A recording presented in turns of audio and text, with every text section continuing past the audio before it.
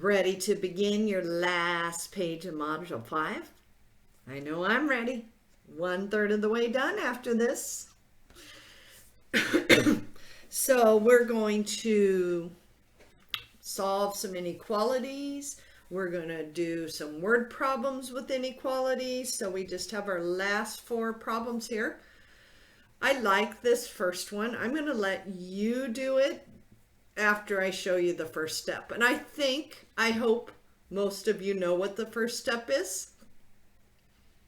Get rid of the fraction. So we're going to multiply by 5. LCD is what's common to all the denominators. Well, there's only one denominator. So put a 5 here. How could we do this? I guess I'll just do a 5 like this and then a 5 like this. That's kind of weird with that negative there because that makes it look like 5 minus, but I put that in parentheses to show its times. So the 5s immediately cancel, and that's the reason we picked the LCM. So now what we have left is the opposite of 5p minus 3 in parentheses plus 6 is now greater than 55. So 5 on the left, it cancels immediately. 5 on the right, that turns into 55.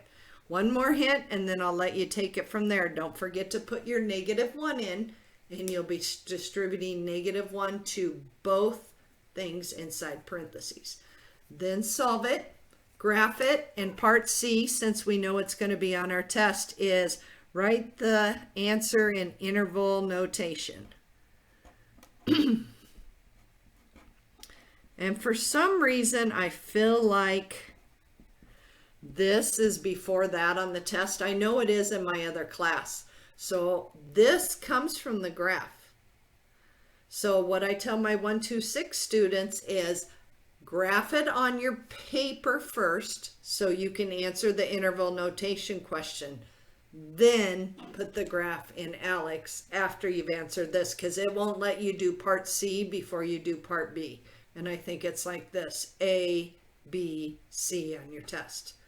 Because those that try and do interval notation in their head are always the ones that miss it. You get the order wrong, you get a parenthesis or bracket wrong, it's completely wrong. So here it's nice, the graph is first, but I don't feel like it is on your test. So always graph it on your paper first to get this answer before you go to part C on ALEKS. Okay, come back when you're done and we'll check your work.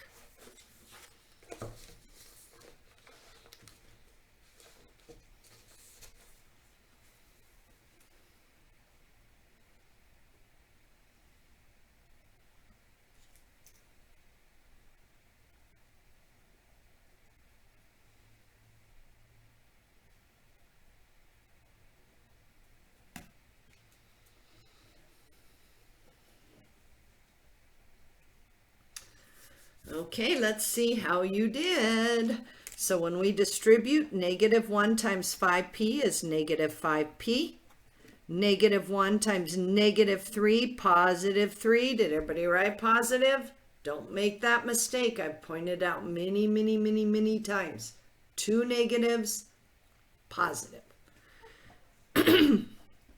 Sorry, I have kind of a frog in my throat.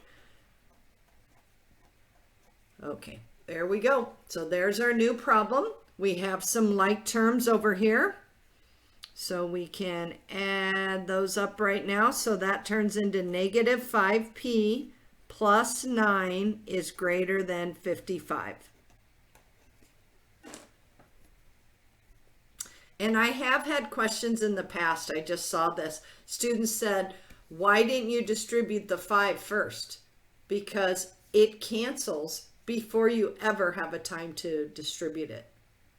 And so that's why I kind of like to put it in parentheses and off to the side so you don't accidentally do that, because we do our canceling first, then we distribute. So that 5 never has time to distribute to any of this because it cancels at the get-go. So in case you were having that question in your head, hopefully that answers it. Now anything without a variable moves to the right.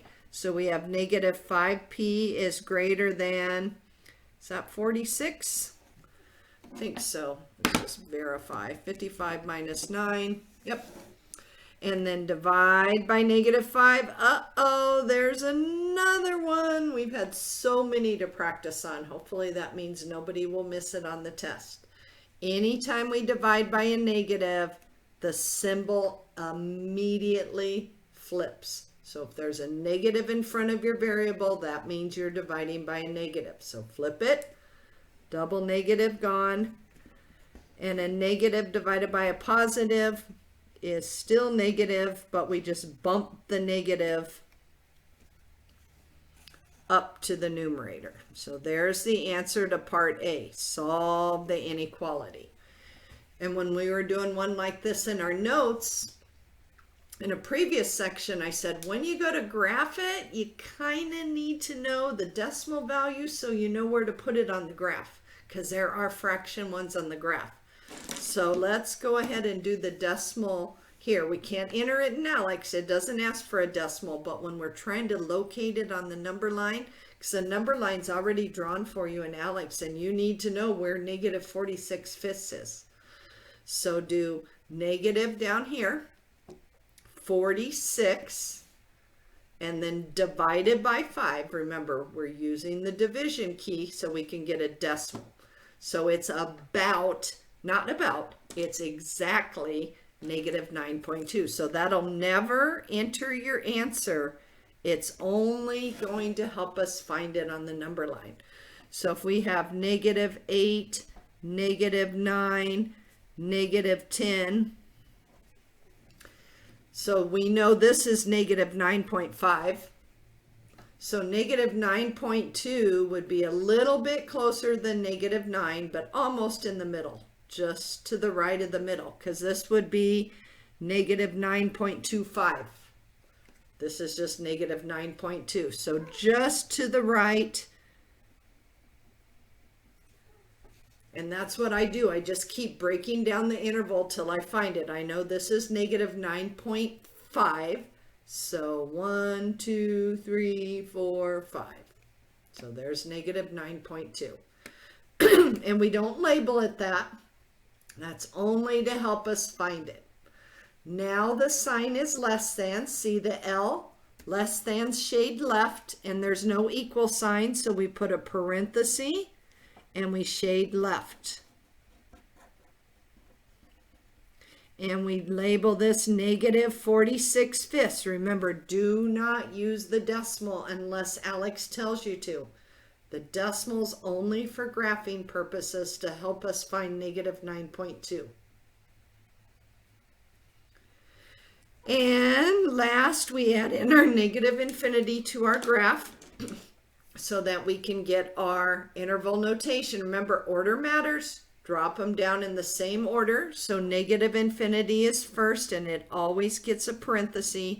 Negative 46/5, since there is no equal sign. Wow, I'm losing my voice. I think I've been making too many videos. Negative 46/5, also a parenthesis, no equal sign. So that was a great one to practice on. You know the one on the test isn't going to be any harder than that. So great one, and probably easier than that.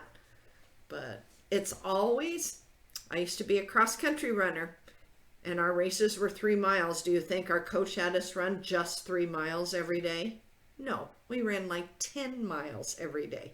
Day before a meet, maybe just 5.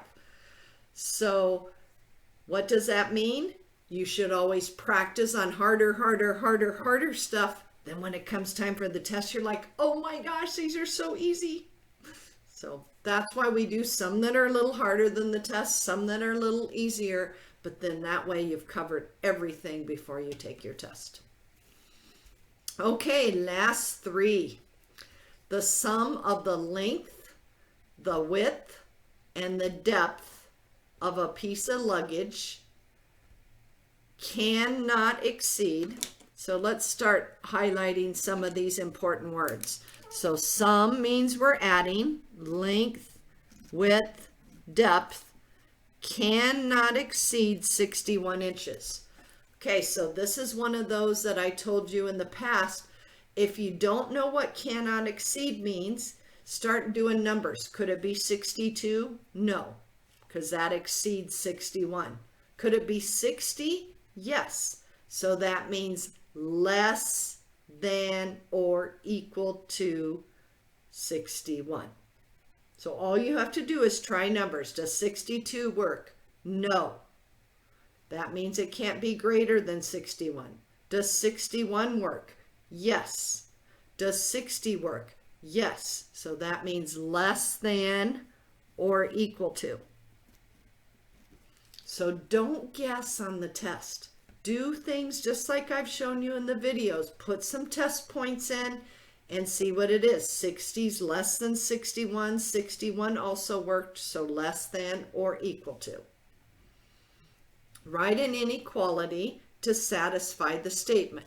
So some means add. So length plus width plus depth must be less than or equal to 61.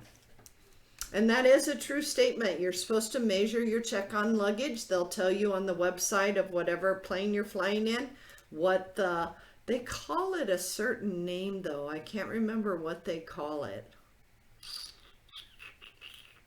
Maybe they say the sum of the exterior measures. I don't know, but I remember reading it before. So this is a true statement. They need to make sure that the 3 dimensions are not more than, and this is what the post office does too when it decides how much to charge you for a package. It adds the length, the width, and the depth, and whatever number you get, that's what your charge is going to be, and they have like a little chart to determine the charge. So something you'll probably see again. Give a set of dimensions that will satisfy it. If the width is shorter than the length, but longer than the depth. So the width is shorter than the length, but it's bigger than the depth. So would you guys have thought to write that? Because that means the depth is less than the width and the width is less than the length. So check it out. Longer than, but longer than the depth. Is the width, remember it eats the big one, is the width bigger than the depth? Yes. Is it shorter than the length? Yep, length is eating the length. That's the longest one. So depth is the smallest, width is the second smallest, length is the longest. And that's usually true. Think of a suitcase. How deep it is going to be the smallest number. How wide it is going to be the middle number, and usually the length is going to be the longest. So that's pretty typical of a box, a rectangular shaped box, a suitcase. Okay. But that, I think this would be hard for students to get. So the width is shorter than the length. I think everybody would get that.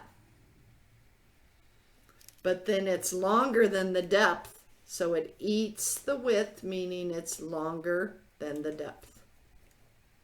So we have to think of 3 numbers that when we add them give us exactly 61 or less than 61, and they have to go in this order.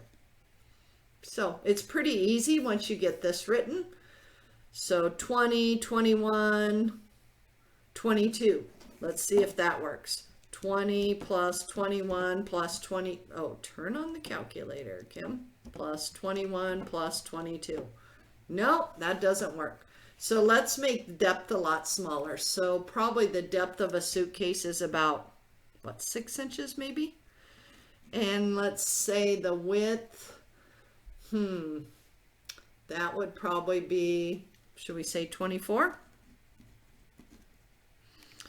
And the length, so what do we have left?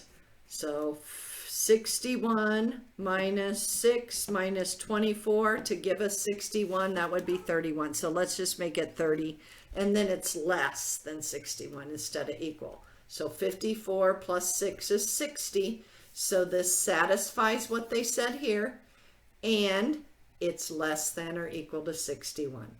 So really, for this part of the problem, that is everything. So just do 2 at a time. Width is shorter than the length, but then the width is bigger than the depth. Or that you could say the depth is less than the width instead of saying the width is longer than the depth. The depth is less. So that's kind of a, I don't know, unusual problem. I've never seen that in a word problem, but you know, it still takes a little bit of thinking.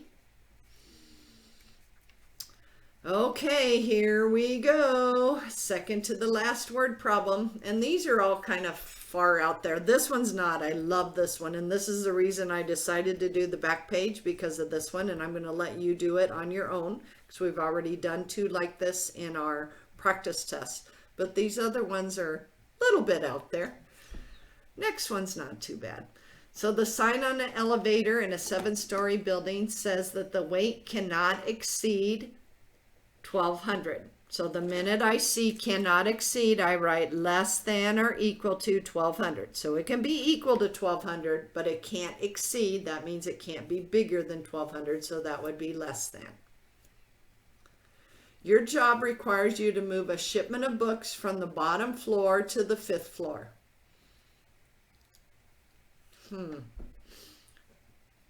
Oh, okay. I was going to say, why is 7-story here? So it's 7-story building. I thought it was 7th story. Okay. Read it too fast. So from the bottom floor to the 5th floor, and each book weighs 54 pounds. So do you agree that the weight of the weight of books would be 54B? Because 54 pounds times how many books we have. So one book weighs 54, B books weigh 54B. So 54 times how many books we have. So I think we got all the important stuff there. Write an inequality that satisfies the situation in which you will move the most amount of books possible in each trip in the elevator. Be sure to define the variable. So B equals number of books. Be sure to define the variable and your weight. So I wonder what an average human weight is. Should we just say 140? So my weight equals 140 pounds. So that's not really a variable, but it's going to be part of the inequality. Because my weight's going to count on the elevator too. It doesn't say you can only carry up 1,200 pounds. It means the weight including you. So the inequality would be my weight plus 54 pounds per book must be less than or equal to 1,200. So our weight plus 54 pounds times every book we bring up has to be less than or equal to 1,200. And they want the highest number of boxes we can pick. Okay, so let's see what that looks like. So it wants us to solve here, so let's just flip it around. 54B plus 140 is less than or equal to 1,200, because cannot exceed means 1,200 or less. Subtract 140, subtract 140.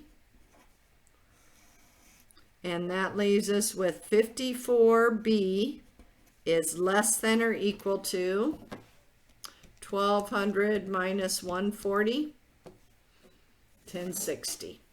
So if the person is 140 pounds, this next will tell us how many books we can bring, because B is the number of books. So divide by 54, divide by 54.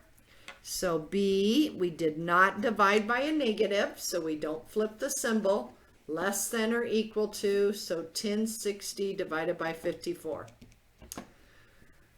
Okay, so we want the largest number of books. So I want you guys to think about this. It's either got to be 19 or 20. So think in your head which answer you would pick if you had this on your calculator. Because I think a lot of people would say 19.6 and round it to 20. And you get it wrong. Because we have to be less than 1,200 pounds. So if you round it up to 20, we're going to be over that. And you could do it right on your calculator to verify. 140 pounds plus 54 times 20 would be 1,220 pounds. Too many. So that's why I always say stop and think about your answer, 1, and then see if your answer makes sense. 20 doesn't make sense because it would be over the limit. So that 19.6 has to go down to 19 because it has to be less than or equal to 1,200. So we can't bump that up to 20. And we're used to doing that, aren't we? We're always used to rounding off, but sometimes in word problems, you got to stop a minute and make sure it makes sense. 20 does not work, so we have to go to 19. And so in a complete sentence, we would say, I can carry up to 19 books on the elevator.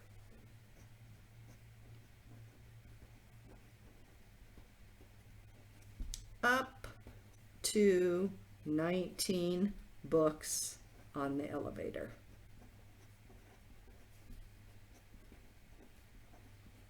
So that was kind of an interesting little problem. Probably not something I would put on a test, but it uses the same formula of many of the problems we've done. So yeah, I mean, it doesn't really work good unless they tell you a weight. Let's pretend you weigh 140 pounds. Otherwise, everyone's answer would be different on this, but still an interesting little problem. Okay, last problem of Module 5, and we have done these many, many times. I think I can think of 3 problems we've done previous to this. You're going to be renting a van. So U-Haul's price is, what does R mean? I guess rental price, $19.95 plus 99 cents a mile. Metro Truck's rental price is $39.95, higher up front, but only 69 cents a mile. Write and solve an inequality. So let's start underlining the important stuff. So obviously this is important. And we know what the variable is. So step number 1 should be M equals number of miles. I guess we just know that from common sense. Number of miles, M, 99 cents per mile. Solve an inequality that finds when the price of renting the U-Haul. So U-Haul is at least. This is one of those tricky ones. At least. So think about it. If I'm at least 20, I'm 20 or 21 or 22 or 23. So it's the one where you do the opposite. Greater than or equal to. And I have to do that every time because I don't remember. At least. So I just make up a problem. I'm at least 20. So I'm 20 or 21 or 22. That means greater than or equal to 20. So greater than or equal to Metro. And then I'll let you take it from there. Okay, so shut off your video, fill in your 2 equations, solve, write a sentence about your solution. And this is on the test, and I think this is the 3rd one we've done like this. So great, great, great problem.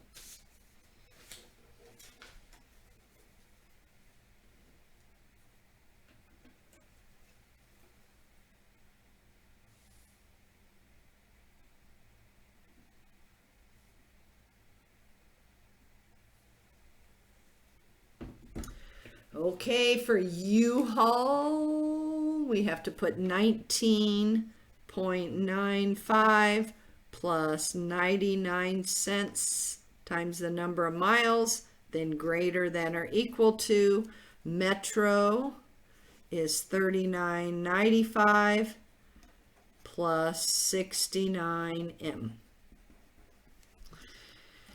And we want all of our variables on the left, so minus 0.69M minus 0.69M. And we could have multiplied this all by 100. It's not too much of a messy problem, maybe easy enough that you could do without multiplying by 100. Just be careful on your calculator.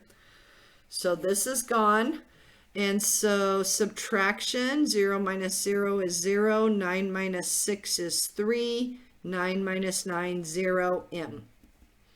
And keep the sign of the larger plus. And of course, I'm going to verify that in the calculator. I just like to keep my mind charged. So 0.99 minus 0.69. There it is, 0.3 or 0.30, greater than or equal to 39.95. Subtract 19.95 from both sides to get everything without a variable over to the right. And so we get 0.30M is greater than or equal to, bring the decimal straight down, 0.0002. And again, I'm going to verify that because I don't want to make a mistake and miss the whole problem because I didn't check my work. So 39.95 minus 19.95 is 20. So then we divide both sides by 0.30. Notice we are dividing by a positive, which means do not flip the sign. And so we have M is greater than or equal to, get it ready for the answer, 1. So we have our 20 in the calculator already, so just divide by 0.30. Oh, I love it when they don't tell us to round. Okay, so we're going to have to decide, is it 66 or 67? It says when price, okay, your U-Haul right, and solve an inequality that finds when the price of renting the U-Haul is at least the price of a Metro truck. So I would probably do the fraction thing since it doesn't say to round.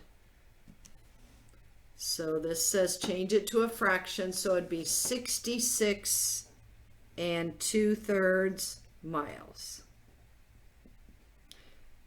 And since they probably don't do fractional miles, we use this to decide greater than or equal. So we can't go to 66. So that would be at 67 miles.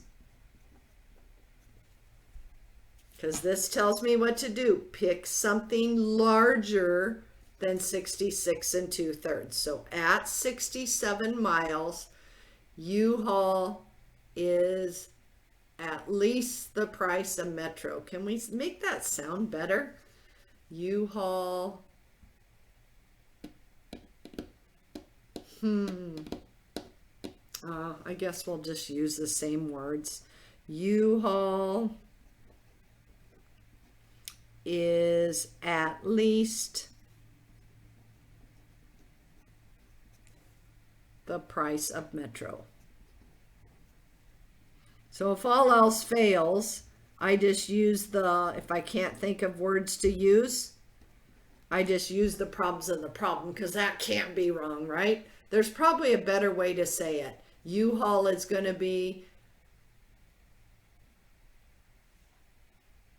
greater than or equal to the price of Metro. And it will be greater because we rounded it up to 67. So that's probably a little bit better, but that's kind of a hard one to write the words for. So I guess the best way is at 67 miles, U-Haul will cost more than Metro. At 67 miles and above, or at above 66 miles, U-Haul costs more. There's another way to write it. So several different ways. I just use the wording from the problem because you can never go wrong with that. So you are officially done with Module 5. Now all you have left is to take your test. So remember what I said in the last video. Make sure all your topics are done and make sure you go through the practice test. We had a 6-page practice test that we did a little bit every day. There's videos on the Canvas homepage for that practice test if you want to watch videos for some of them that you're still kind of shaky about. And there's an answer key, which you shouldn't need because we already did all of them in class. But if you do, it's right on the Canvas homepage, right under Module 5. You'll find all a blank review if you want to print another blank one and do it yourself. Then you'll find the answer key and the videos. So I hope you guys have a great test. Study hard. And we'll see you back in Chapter 6.